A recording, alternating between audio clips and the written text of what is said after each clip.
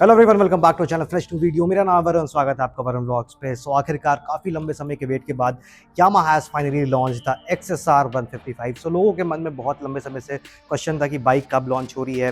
लोग काफ़ी लंबे समय से वेट भी कर रहे थे इस बाइक का। सो फाइनली अब XSR 155 इंडियन मार्केट में लॉन्च हो चुकी है with 4 new flashy colours. And आज हमारे साथ सारे कलर्स जो है वो अवेलेबल है। सिर्फ एक कलर को छोड़कर ग्रे, एक मेटालिक कलर आती है, वो अवेलेबल नहीं है। बाकी 3 कलर्स जो है वो आप हमारे सामने लगी हुई देख सकते हैं। इसकी इंट्रोडक्टिव प्राइसेस है वो 1.49 लाख शोरूम से शुरू हो जाती है। एंड अगर हम 150 सीसी सेगमेंट में बात करें तो this is one of the lightest bike in the segment. So आपने ऑलरेडी काफ़ी सारे यूट्यूब वीडियोस में देख रखा होगा कि क्या फीचर्स एंड स्पेसिफिकेशंस इस बाइक के अंदर में आपको देखने को मिलने वाले हैं। लेकिन आज हम प्रैक्टिकल चीज़ों के बारे में बात करेंगे कि किस तरह का आपको राइडिंग कंफर्ट मिलता है, पेलन के लिए कितना सपोर्ट मिल जाता है, और क्या अच्छी चीज़ें और क्या बुरी चीज़ें आपको इस बाइक के बीच में देखने को मिलने वाली है। And if you are planning to buy your first bike, so अगर आपको कंसिडर करना चाहिए या नहीं XSR 155 को।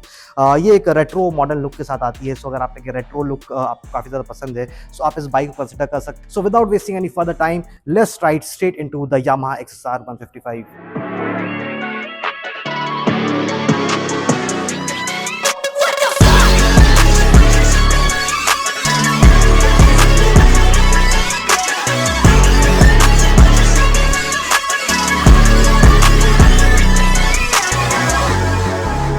तो शुरू कर लेते हैं with the design of this bike. तो यहाँ पर आपको एक रेट्रो मॉडर्न लुक जो है वो ऑफर होता हुआ मिल जाता है। In terms of design this bike looks absolutely great. अगर आप एक रेट्रो बाइक के दीवाने हैं तो आपको इस बाइक को देखकर काफी ज्यादा ही मजा आने वाला है। अपीलिंग डिजाइन आता है। बहुत समय के बाद एक ऐसी बाइक आई है जब आप इसे रोड पर लेकर निकलेंगे तो लोग पूछेंगे कि बाइक कौन सी है, कब लॉन्च हुई और किस प्राइस टैग में आती है और क्या माइलेज निकाल कर देने वाली है। सो रेट्रो प्लस मॉडर्न टच आपको देखने को मिल जाता है। फ्रंट से बात करें तो यहाँ पर कंप्लीट एलईडी फ्रंट सेटअप जो है ऑफर हुआ मिल जाता है। एलईडी रिफ्लेक्टर बेस हेडलैम्प मिलता है with LED indicators and semi flexible में आपको मिलने वाले हैं। फ्रंट टायर्स के बारे में बात करें तो 100 सेक्शन के फ्रंट टायर्स मिलते हैं विद 17 इंचेस ऑफ एलॉय।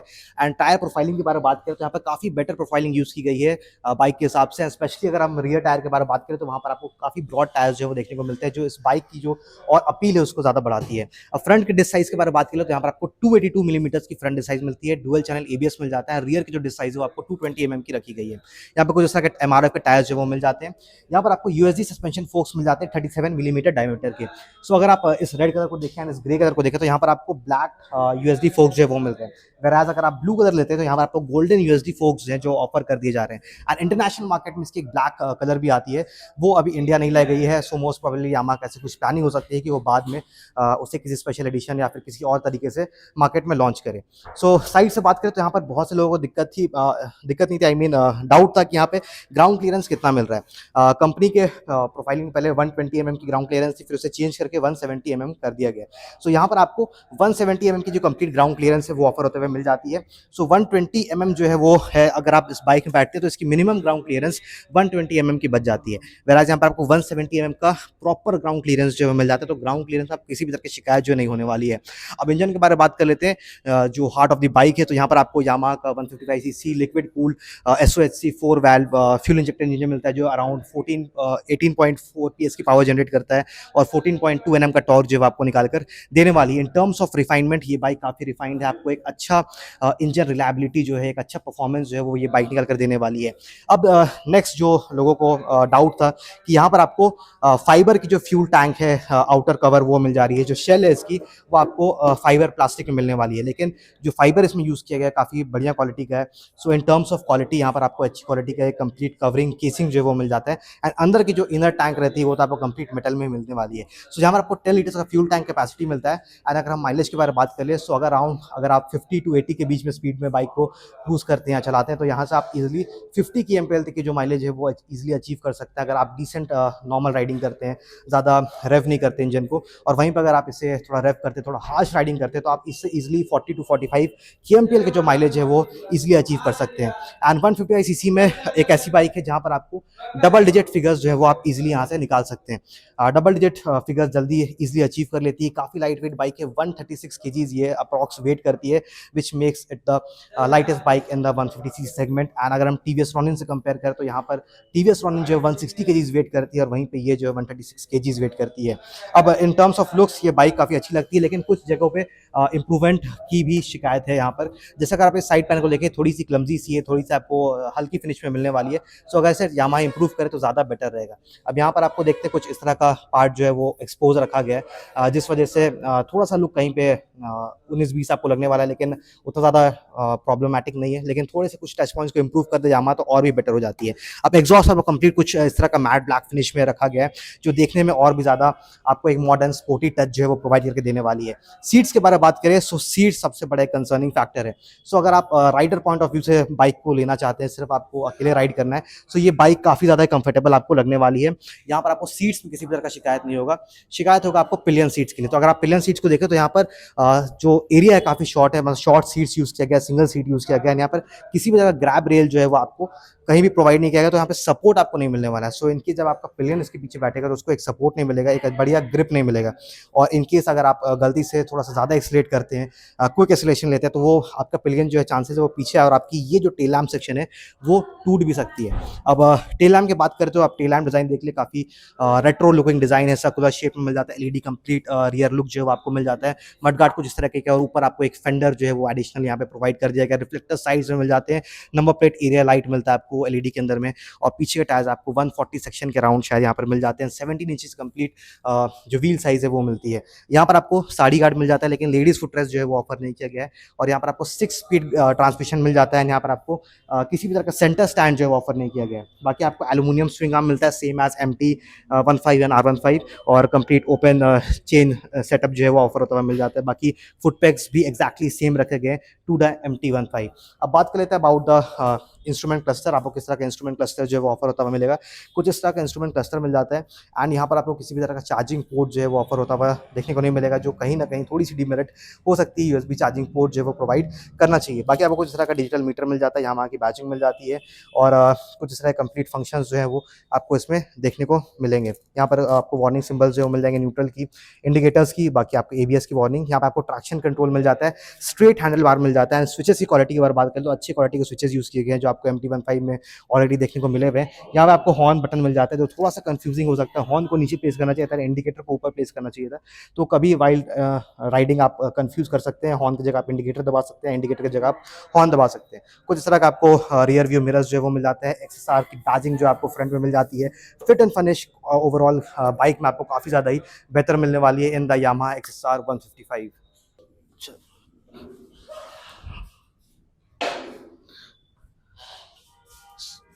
सो अगर आप इस बाइक को एज अ डेली कम्यूटर के हिसाब से देख रहे हैं, तो आपको कुछ इस तरह का पिलियन कंफर्ट जो है वो ऑफर होता हुआ मिलने वाला है। सो अगर हम पिलियन से पूछे उसको कैसा ऑल ओवर कंफर्ट जो है इसमें मिलने वाला है, सो क्या प्रॉब्लम है और क्या किस तरह कंफर्ट आपको प्रॉब्लम है? कंफर्ट ऑल ओवर सही है।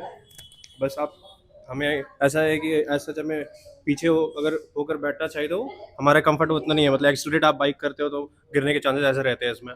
बाकी ग्रैब रेल्स का मिस आउट हाँ, फील हो ग्रैब रहा हैंडल्स है? इसमें ऐसा कुछ दिया नहीं हुआ है कि आप उसे पकड़ के बैठ सकते हो।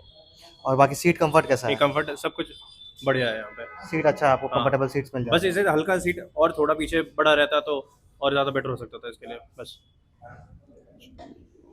सो यहाँ पर आपको इस बाइक के साथ में slipper and assist clutch, dual channel ABS, traction control, side side engine cut off sensor जैसे सारे सेफ्टी फीचर्स जो है आपको ऑफर कर दिए जा रहे हैं। प्लस यहाँ पर आपको एक छोटे छोटे चेंजेस जो है टच पॉइंट्स में देखने को मिलने वाले हैं। सो अगर आप ये red metallic vivid red colour जो है और जो ब्लू कलर है उसकी टैंक में देखें, तो यहाँ पर XSR 155 की बैजिंग दी गई है, और यामाहा की जो बैजिंग है वो आपको साइड पैनल में प्रोवाइड कर दी गई है। वहीं पर अगर आप इस मेटालिक ग्रे कलर की तरफ जाते हैं, तो यहाँ पर आपको यामाहा की जो बैजिंग है वो आपको टैंक पे प्रोवाइड कर दी गई है, और XSR की जो बैजिंग है वो आपको यहाँ पर प्रोवाइड कर दी जाती है। तो कुछ चेंजेस आपको कलर्स के बेसिस पे आपको देखने को मिलने वाले हैं तीनों कलर्स के बीच में। सो बात कर लेते हैं about the exhaust sound, the ground clearance, the seat height and the curve weight of the Yamaha XSR 155। तो सबसे पहले यहाँ पर आपको 810 मिलीमीटर की कंप्लीट सीट हाइट जो है वो मिल जाती है। सो इन केस अगर आप 5'5" एक राइडर तो आप इजीली इसमें कंफर्टेबली मैनेजेबली एक राइड आराम से कर सकते हैं। एंड अगर हम बात कर ले सीट हाइट की, तो 810 मिलीमीटर की मिलती है। यहाँ पर आपको ग्राउंड क्लियरेंस मिलती है 170 mm complete, and this bike weights 137 kgs। अब एग्जॉस्ट साउंड के बारे में बात कर ले, आपको किस तरह का एग्जॉस्ट साउंड जो है वो इस बाइक के अंदर में देखने को मिलेगा।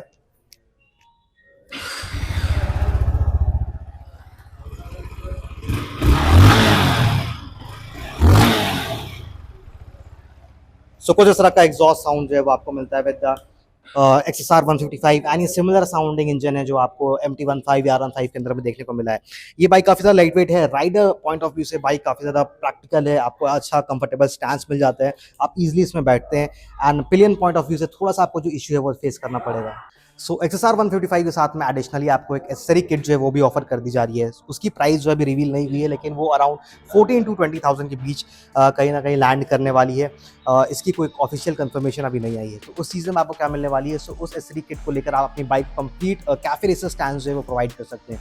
उसमें आपको कंप्लीट हेडलैम्प के लिए एक काउल मिलता है जो आपको more retro and cafe racer touch जो है वो प्रोवाइड करके देगा। एंड साइड में आपको कंप्लीट 3D एम्बलम मिलेगी XSR की, प्लस आपको साइड पैड्स मिल जाएंगे, फ्रंट टैंक पैड्स मिल जाएंगे, सीट्स जो है वो चेंज हो जाती है, उसमें आपको मोर कैफे रेसर सीट्स जो है वो मिलने वाली है, जो राइडर पॉइंट ऑफ व्यू से काफ़ी ज़्यादा बेहतर है। लेकिन पिलियन के लिए उसमें आपको सपोर्ट नहीं मिलेगा, ना ही उतना ज़्यादा स्पेस मिलने वाला है। बाकी लुक्स जो है काफ़ी ज़्यादा इनहांस हो जाते हैं with the cafe racer kit. बाकी अगर हम बात करें आपको ये बाइक लेनी चाहिए या नहीं, तो अगर आप एक ऐसी बाइक अपनी फर्स्ट बाइक प्लान कर रहे हैं, आपको एक लाइट वेट बाइक चाहिए, so you should must consider this Yamaha XSR 155। एक लाइट वेट बाइक है, लुक्स वाइज काफ़ी अपीलिंग है। लोग आपसे ज़रूर पूछेंगे कि कितने की बाइक है, कौन सी बाइक है। प्लस रिफाइनमेंट जो है आपको काफ़ी ज़्यादा बेहतर मिल जाता है इस बाइक के अंदर में। सो अगर आपको डेली कम्यूटर बाइक चाहिए, आपको ऑफिस जाना है या कॉलेज जाना है, सो ये बाइक ऑल ओवर आपको एक अच्छा कंप्लीट वैल्यू फॉर मनी जो है वो निकाल कर देने वाली है। पिलियन पॉइंट ऑफ व्यू से थोड़ा उतना बेटर आपको नहीं लगने वाला है। सो अगर आप ज़्यादातर अकेले ट्रैवल करते हैं, ओकेजनली कभी पिलियन के साथ ट्रैवल करते हैं, सो ये बाइक आपके लिए बेस्ट चॉइस हो सकती है। प्लस अगर आपकी एज हो गई है लेकिन आपको एक लाइट वेट बाइक चाहिए और आपकी राइडिंग के जो जुनून है वो अभी तक मेंटेन है, तो आप इस बाइक को कंसिडर कर सकते हैं। लाइट वेट है इन टर्म्स ऑफ वेट, तो आपको एक अच्छा कंप्लीट जो फील है वो प्रोवाइड करके देने वाली है। और ये डेल्टा बॉक्स फ्रेम में जो है बनी हुई है, जो आपकी MT-15 और R15 भी बेस्ड है, जिससे आपको बेटर हैंडलिंग और कॉन्फिडेंस जो है वो बिल्डअप हो जाता है। सो इसके ऑन रोड प्राइस के बारे में बात करें तो ये कॉस्ट करती है 1,87,000 rupees on road and aggressive price point के साथ आती है। सो मार्केट को कंप्लीटली डिस्टर्ब करने वाली है। So this was the complete overlook of the Yamaha XSR 155। I hope मैंने आपके सारे डाउट जो क्लियर कर दिए होंगे। अगर आपको वीडियो इन्फॉर्मेटिव लगी तो लाइक कमेंट सब्सक्राइब करना ना भूलें। मिलता हूं जल्द और एक नई फ्रेश वीडियो के साथ। Till then ride safe, ride hard, all protective gears. This is Varun. जय हिंद।